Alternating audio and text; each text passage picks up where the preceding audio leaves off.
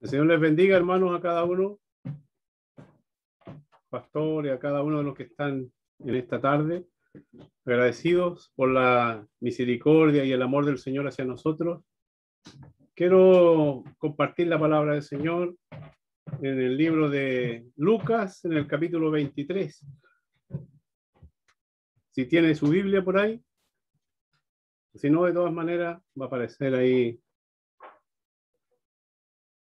proyectado igual. Lucas, capítulo 23.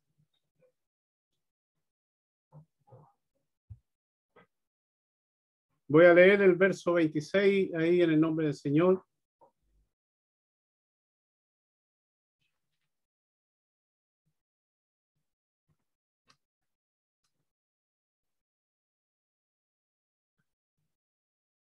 Dice así la palabra del Señor, Lucas capítulo 23, verso 26.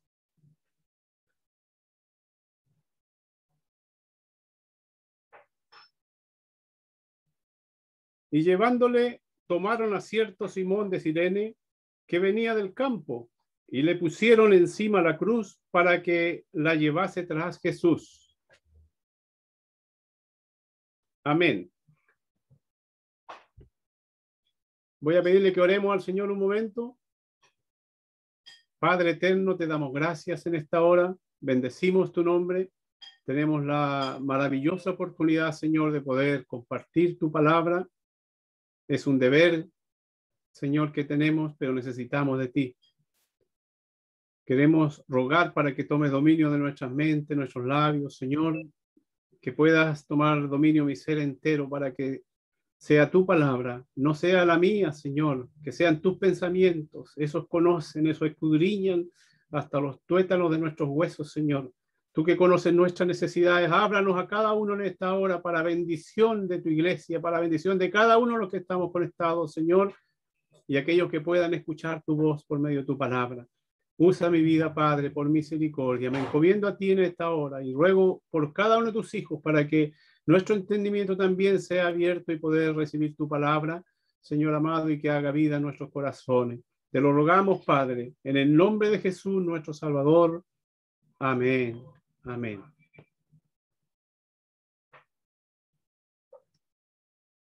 Lucas 23, 26, ¿no es cierto? Había salido proyectado por ahí también.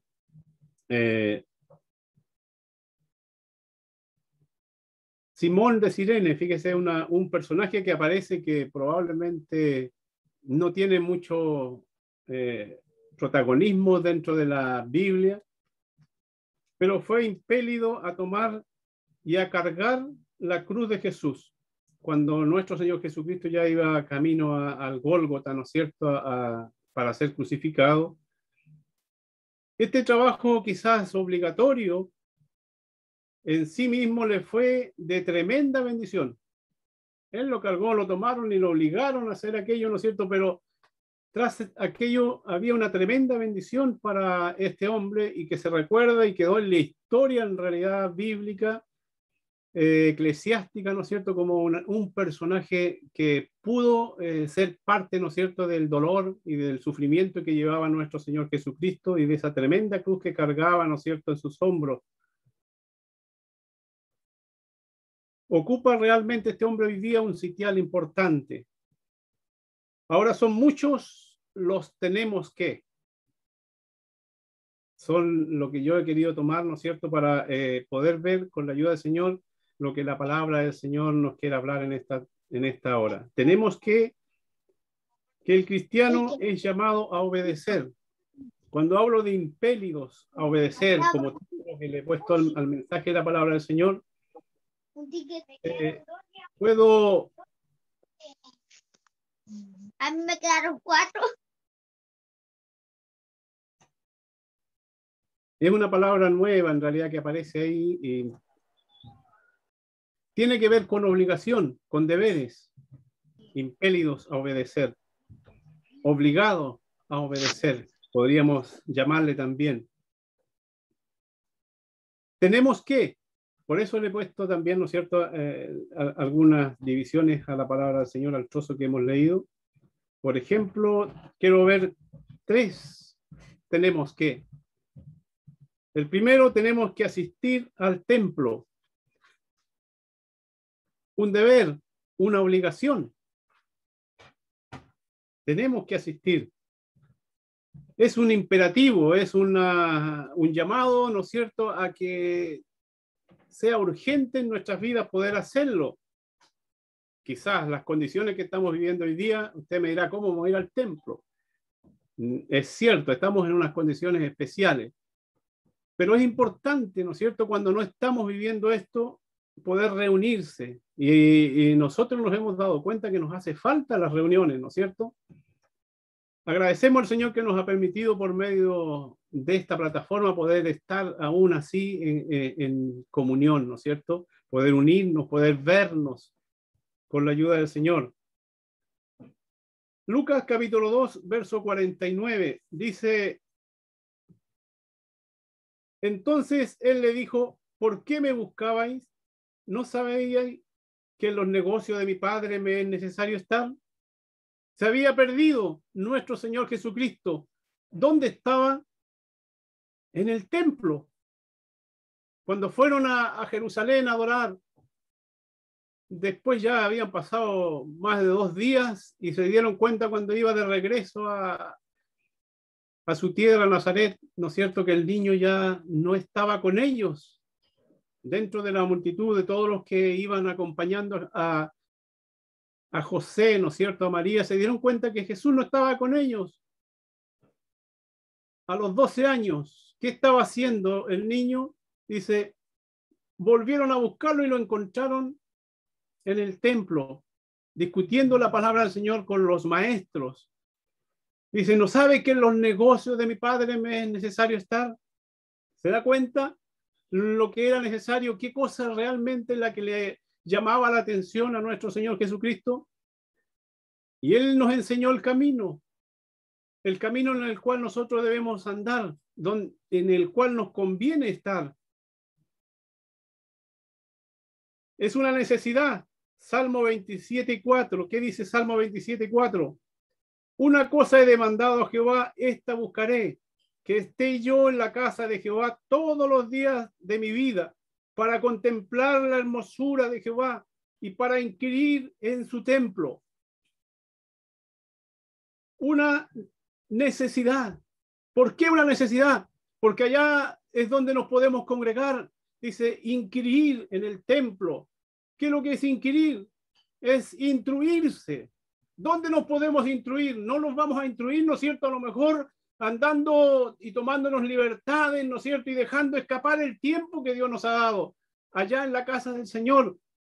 Allá nos convenía estar. Allá nos conviene ir a instruirnos, a buscar, ¿no es cierto? También la comunión de los santos y a escuchar la voz de Dios juntos y que podamos instruirnos en un mismo pensamiento. Por eso era importante, es más que algo importante, es una necesidad que como nosotros como personas tenemos, nos conviene estar allí. Aparte de eso es una bendición. Salmo 23:6. Ciertamente el bien y la misericordia me seguirán todos los días de mi vida, y en la casa de Jehová moraré por largos días.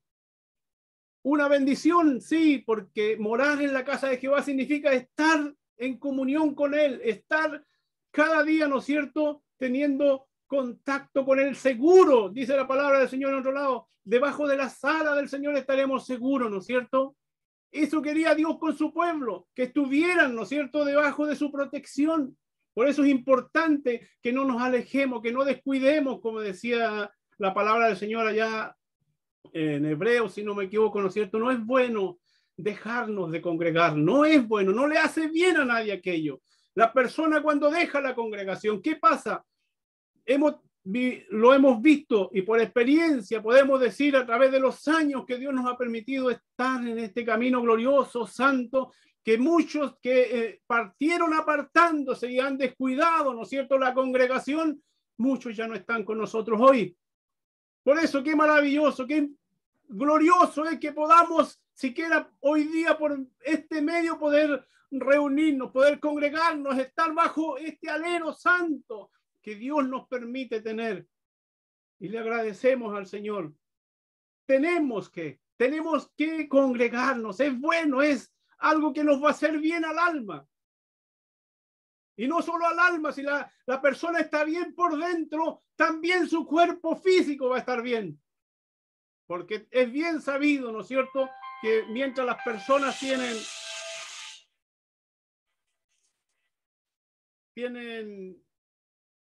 ¿no es cierto?, problemas psicológicos, muchos de ellos le acarrean otras enfermedades.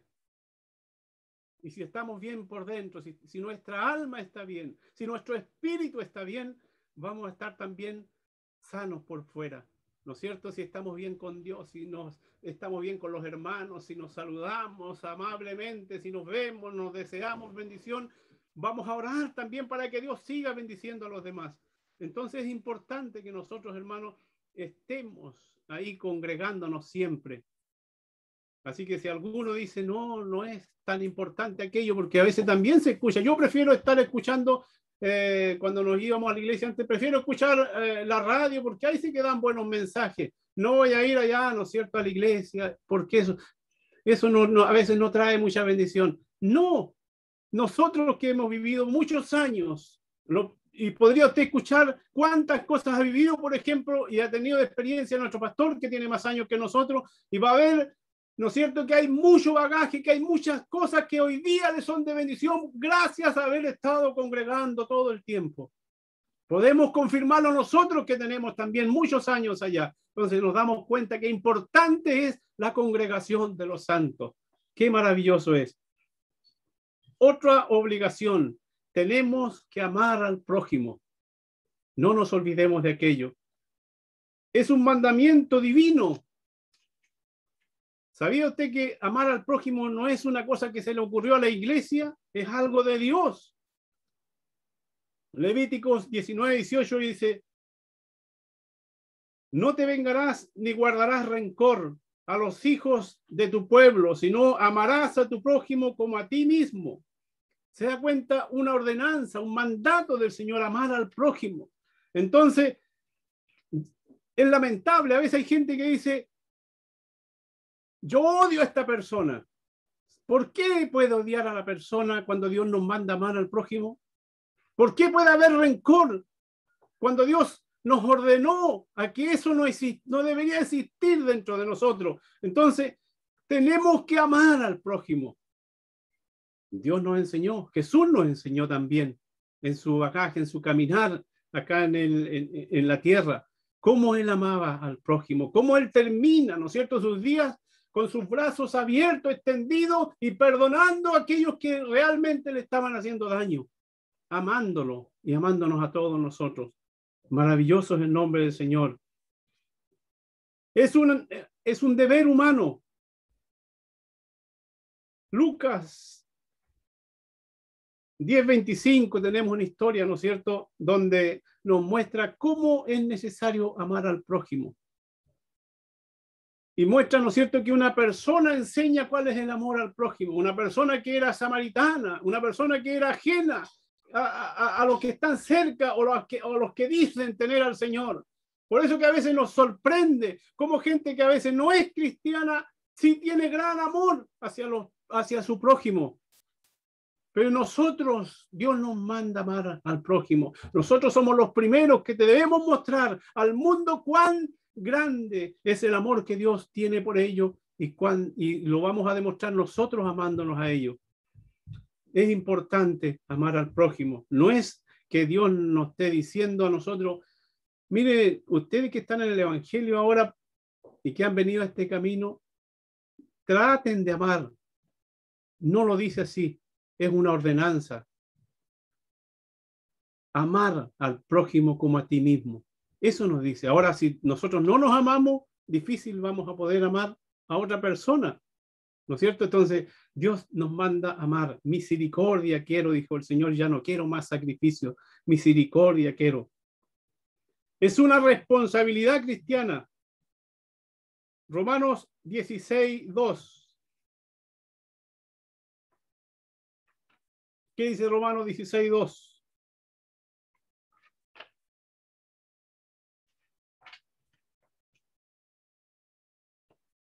Que la recibáis en el Señor como es digno de los santos, y que la ayudéis en cualquier cosa en que necesite de vosotros, porque ella ha ayudado a muchos y a mí mismo, decía el apóstol Pablo. Una persona, una mujer muy importante, diaconisa, que necesitaba, ¿no es cierto?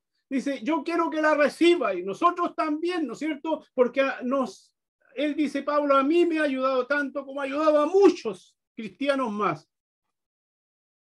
Nosotros también debemos mostrar misericordia hacia las demás personas. No te juntes con ellos. ¿Has escuchado hablar dentro de la iglesia cuando dice, no te juntas ni los recibas a ellos? Nosotros mismos a veces nos desprestigiamos unos a otros. Cuando Dios nos manda amar. Cuando una persona está sufriendo, está pasando dificultades, ¿cuál es el pensamiento de mucha gente? Dice, bueno, algo malo habrá hecho, por eso está pagando hoy día. Dios no actúa así. Todos los días que probablemente nos equivocamos y le fallamos al Señor, sin embargo, Él, cuando vamos ante Él a pedir misericordia, Él nos perdona y ni siquiera nos apunta con el dedo. Si no tiene misericordia, y por eso el Señor nos muestra que seamos misericordiosos y que amemos al prójimo. Eso significa amar. Amar no significa condenar. No, amar significa tener misericordia de los demás. Quiere el Señor que volvamos a eso, a esos tiempos que el Señor enseñó, que le enseñó a su pueblo que anduviésemos en ese camino. Es un testimonio también.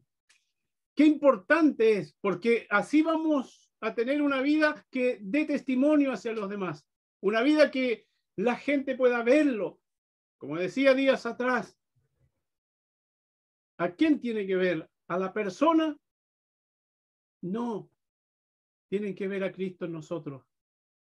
Que le den ganas a la gente por nuestro testimonio de venir y congregarse con nosotros también. Ganarnos a nuestro compañero de trabajo, ganarnos a nuestros vecinos, ganarnos a nuestros familiares, ganarnos mostrándole que Cristo ha cambiado nuestras vidas y que ya no somos aquellos rencorosos, aquellos que nos gustaba hacer justicia por nuestras propias manos. No, hoy día, ¿quién hace justicia por nosotros? Aquel que dio su vida por nosotros. Y Él sigue amando a la sociedad, tanto como quiere que nosotros lo hagamos. De tal manera nos amó, dice la palabra del Señor, y no solo a nosotros, sino a todo el mundo, que envió a su Hijo. No se conformó Él con decir, ¿no es cierto? Yo los amo. Como un día un cantante dice, yo amo a Chile. No sé si ustedes lo recuerdan. Si tuviera un hijo, le pondría a Chile. Falso, mentiras. Dios sabe lo que hizo. Yo amo tanto a la humanidad. Voy a poner a mi hijo por ellos en muestra del amor. Así, de tal manera nos amó el Señor a nosotros. Ese camino nos está enseñando a nosotros también y nos está recordando que debemos seguir. Este camino nos conviene seguir. Tenemos que predicar. Otra obligación. No es ni siquiera algo que nos estén pidiendo por favor. Ir y hacer discípulo a todas las naciones, dice la palabra del Señor. Ir y predicar al mundo y a todo el mundo, ¿no es cierto?, el Evangelio. Dios nos manda, no es algo, un favor que nos está pidiendo. Estamos en el camino del Señor y tenemos que predicar. No es urgente hacerlo. 1 Corintios 9:16 dice, Pablo decía, pues si anuncio el Evangelio, no tengo por qué gloriarme, porque me es impuesta necesidad. ¡Ay de mí si yo no anunciare! No le está pidiendo por favor. ¿Qué reconoció? ¿Por qué dijo eso el apóstol? Porque él tuvo un encuentro personal con Cristo y el Señor le dijo que lo había apartado para que predicase el Evangelio. A todos nosotros, ¿no es cierto?, hemos tenido un encuentro y nos ha llamado para predicar el Evangelio. Es una ordenanza. Me es impuesta necesidad. ¡Ay de mí si yo callare! Si no anunciare, ¡ay de mí! Tenemos que predicar su palabra. No tienen que hacerla. Hay gente que piensa, no, tiene que hacerla el pastor, tiene que hacerlo el hermano diácono, tiene que hacerla, bueno, los que están predicando, está bien, ellos tienen que hacerlo. No, nos es impuesta necesidad. Todos debemos predicar la palabra del Señor. Y fuimos llamados para eso, para que otros vengan. ¿Y cómo lo vamos a hacer? Vamos a tener que predicarle la palabra del Señor. No es impuesta una necesidad. Jeremías, el gran hombre Jeremías, un gran profeta del Señor, dijo, y dije, no me acordaré más de él, ni hablaré más en su nombre. No obstante, había en mi corazón como un fuego ardiente, metido en mis huesos. Traté de sufrirlo y no pude. ¿Qué dijo Jeremías? Ya no voy a hablar más de ti. Cada vez que me paro a hablar, lo único que recibo insultos. Me han querido matar. ¿Cuántas veces quisieron matar a Jeremías? Y de allá lo rescataba el Señor y le decía, tienes que ir a predicar. Tienes que ir a anunciar la palabra del Señor a este pueblo, porque para eso te he llamado. Para eso nos ha llamado el Señor. No es una cosa, mire, intente callar después que Dios haya hecho un milagro con usted. Dígame usted que Dios no ha hecho nada en su vida. Puede decir que Dios no ha hecho nada en su vida. El hecho de que estemos aquí, el milagro más grande es que Dios transformó y cambió nuestras vidas y nos hizo nueva criatura. Ese sí que es un milagro y no lo podemos callar, porque aunque no callemos, la gente nos va a ver y nos va a preguntar. Y Dios nos va a dar la oportunidad para decirle, Cristo cambió nuestras vidas. Cristo nos hizo diferentes. Ya no voy a compartir a las fiestas con ustedes. Ya no tomo con ustedes. No, ya no, porque ahora vive Cristo en mí. Me es impuesta necesidad. Traté de callarlo, de sufrirlo, decía Jeremías, pero no obstante dentro de mí, hasta en mis huesos, como un fuego que ardía y que me quemaba por dentro. No pude callarlo. No podemos callarlo.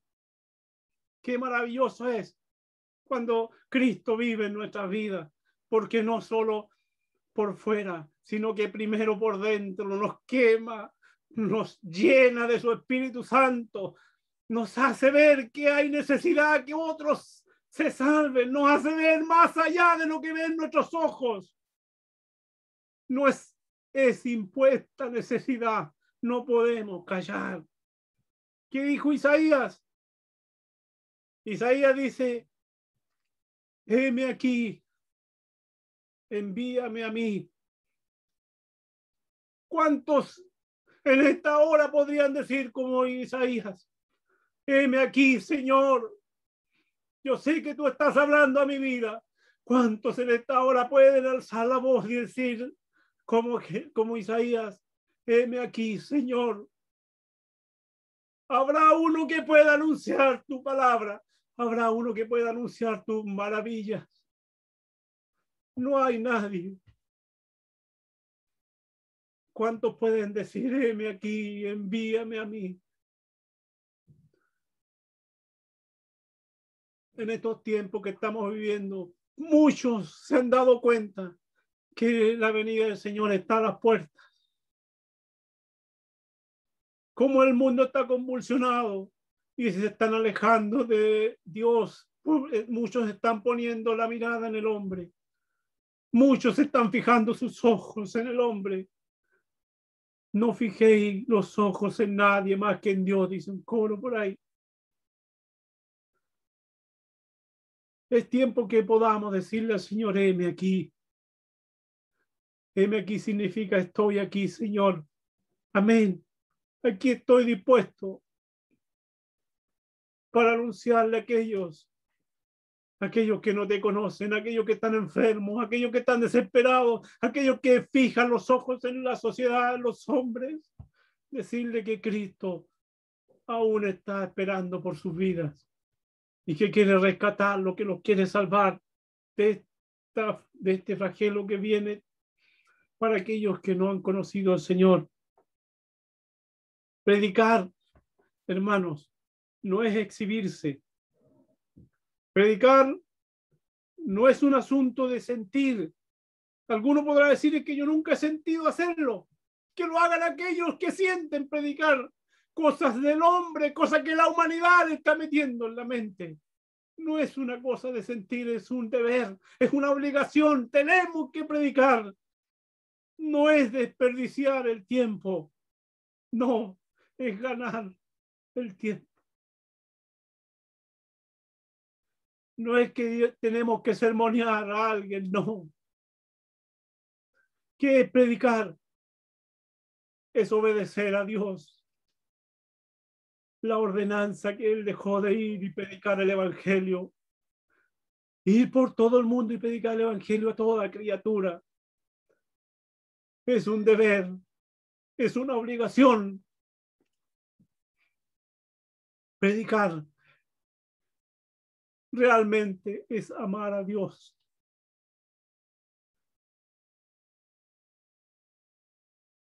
Dice la palabra del Señor, no todo el que me dice Señor, Señor, no todo el que me dice Señor, Señor, sino el que hace la voluntad de mi Padre que está en los cielos. Predicar es amar a Dios. Predicar es amar al prójimo. Eso es amar al prójimo. Predicar es darle la gloria a Dios. ¿Cuántos están convencidos que darle la gloria a Dios es levantar las manos? Darle la gloria a Dios es predicar su palabra. Es tener misericordia de aquellos que no conocen al Señor. Es tener misericordia del hermano que está desviando su mirada.